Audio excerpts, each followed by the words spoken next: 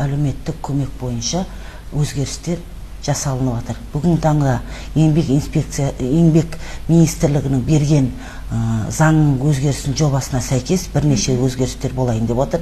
Бірінші мәселе, осы алып жатқан әлеуметтік көмектер кіріс көзіне енгізілмейтін болды. Екінші мәселе, егер баласы студент болып стипендия алатын болса, стипендия мөлшері кіріс көзіне кірмейтін болды. Одан бөлек мүмкіндігі шектеулі азаматты қарап отқан үшін жәрдемақысын кіріс көзіне кірмейтін болды алып отқан. Одан бөлек және осы көпбалалы аналарға алынып отқан көмектер ол 10.516 мың теңгелер кіріс көзіне кірмейтін болды. Бірінші мәселе. Соған сәйкес жан басына шаққанда азаматтарымыздың өздерін жан басына шаққанда бір айда кіріс көзіне бөлгенде 20.789 теңгеге жетпесе, әр баласына ай сайын 20.789 теңгеден алатын болды. Ал әкесі мен шешесінің ол кіріс көзінің не жағдай, соның разницасы дейміз ғой. 20.789 біреуі 10 мың болуы мүмкін әкесіне, біреуі 15 мың болуы мүмкін шешесі, сол сияқты берілетін болды. Одан бөлек шартты, шартсыз деп бөлінеді әлеуметтік көмек.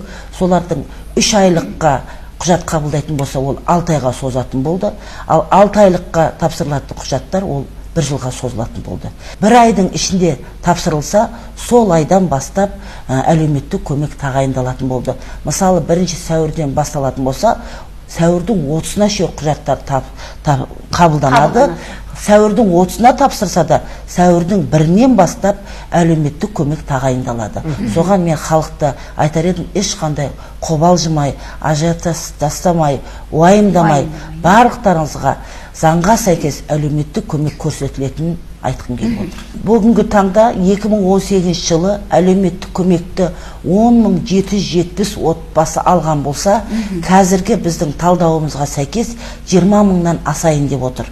Қазіргі талдау, бүгін енді қазір еңбек министрдің тапсырмасы бойынша, үкіметтің тапсырмасы бойынша құжаттарды әрең сәрсенге салмай, халықты құжатты қабылдамай, тек жеке куәлігімен ғана қабылдап, осы әлеуметтік көмекті тағайындау үшін цифрлық форматқа өту бойынша халық базасына енгізу бойынша тапсырма берілді.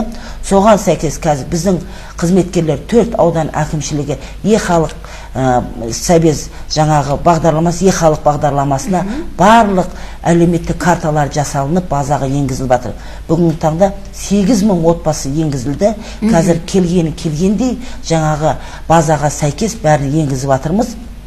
Барлық азаматтарды енгізіп, енгізілмеген болса өтініш жасаған кезде енгізіп, барлық әлеуметтік көмектер тағайындалып жасалынатын болады. Егер сіз ата-енеңізбен бірге бір үйде тұратын болсаңыз, зейнетақысы кіріс көзіне кіреді.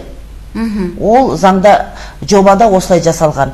Бірге тұратын ата-енесінің зейнетақысы кіреді деп жазылған. Қаламызда өзін жұмыспен қамтылған азаматтар бар.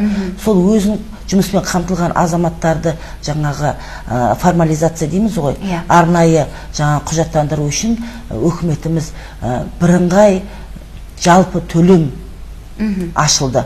Ол бірыңғай жалпы төлем дегеніміз ай сайын ол өзін-өзі қамтыған, жұмыспен қамтыған азамат ай сайын 2525 теңге төлеу керек. Ол 42500 теңге айына кіріс көзі болып есептелінетін болады. 2525 теңгені ай сайын төлесе, сол кезде ол кісі официально өзін-өзі жұмыспен қамтылған азамат болып есептеледі. Ол жұмыс орнынан анықтама әкелудің керек емес. Сол квитанциясын көрсетсе төленген, соған сәйкес бұл жерде құжаттарды